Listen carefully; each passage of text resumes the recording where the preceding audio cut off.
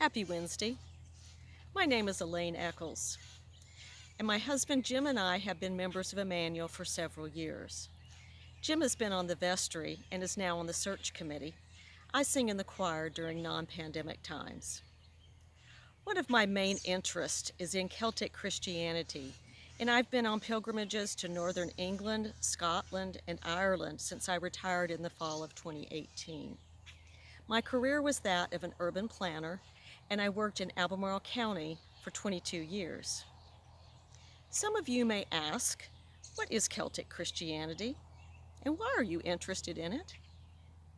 I would like to say that it is a way of life that celebrates God in the natural world and humanity's oneness with all things living. It harkens back to the Bible's admonition to feed the hungry, care for the sick, heal the sick, care for the poor, and love one another.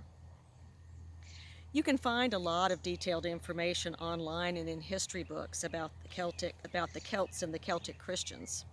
But the abbreviated form is that the Celts were a people of ethnic similarity who lived in Central and Eastern Europe, at least 500 years before Christ. Most written evidence about the Celts comes from Greek and Roman writers who called them barbarians. Early Celtic tribes extended eastward into Turkey and west into the British Isles. Warfare drove them farther and farther west until there were only a few tribes in Ireland, non-Roman Britain, and small groups in Spain and France. Early Celts were Druids who worshipped gods and goddesses of nature. Christianity was introduced into the British Isles in the 1st century CE, when Eastern and Western Orthodoxy was being formed. Although Roman Christians evangelized the more civilized parts of Britain, meaning those areas south of Hadrian's Wall, early missionaries to Scotland and Ireland followed the Eastern traditions of the ascetics and hermits and created small enclaves of monks whose role was to study, educate others, and spread God's word through actions. They were missionaries of the Middle Ages who were unconcerned with riches for the church and more concerned with God's people being cared for. Education was a primary focus, and men and women were considered equals. The Celtic culture in Ireland, Scotland, and Wales, northern England, Brittany, and Spain thrived from the 300s to 900s.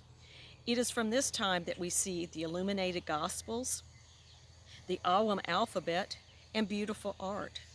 We see tall Celtic crosses of 8 feet to 13 feet, crafted in stone and erected to identify places of Christian refuge.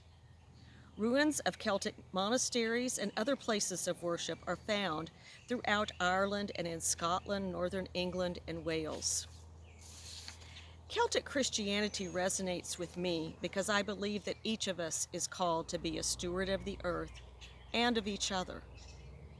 Think about the sacredness of nature described in the creation story, paraphrased from Genesis 1. In the beginning, when God created the heavens and the earth was without form, and darkness covered the face of the deep, while a wind from God swept over the face of the waters. Then God said, "Let there be light," and there was light. And God saw that the light was good. God created a sky in the midst of the waters and separated the clouds from the waters. And God said, "Let the waters under the sky be gathered together in one place, and let the dry land appear." Then the earth brought forth vegetation, plants yielding seed of every kind, and trees of every kind bearing fruit, with the seed in it. And God saw that it was good.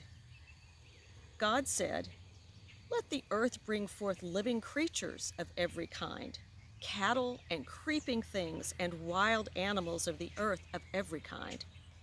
And God saw that it was good.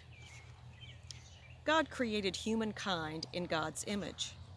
Male and female, God created them. God saw everything that God had made, and indeed, it was very good. Then think about Micah 6:8, also paraphrased, where the prophet says to his people, do justice, love mercy, show kindness, and walk humbly with your God.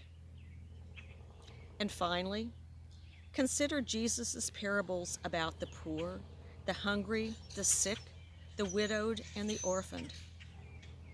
If you do this, you will see God's call as the early Celtic Christians did. Happy Wednesday.